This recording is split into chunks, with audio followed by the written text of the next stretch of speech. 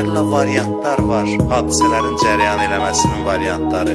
Allah bunların hamısını idarə edir, milyardlarla insanı belə idarə edir.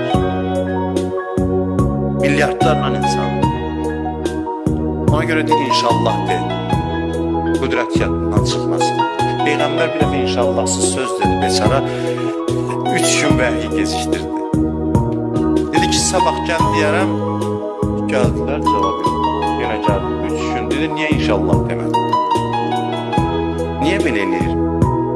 Özünü göstərir ki, mənə. Yox, deyir ki, sənin xoşbəxtliyin bu qüdrətə sığınmaqdadır.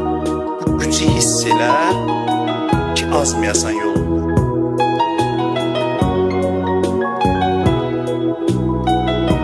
İnsan ancaq vəzifəsinə əməl edir, belə olanda sözümü bitirirəm.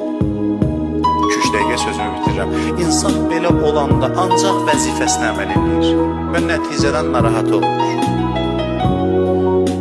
Nəticədə mənə nə deyərlər, necə olar? Mən deyirəm ki, dünyanı düzəldən. Mən tapım görüm nə etməliyəm. Əsas məsələ budur.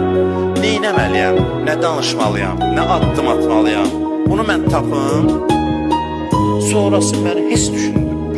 Mən düz addım adım, tapşırım ki, Allahın qüdrətinə, gücünə.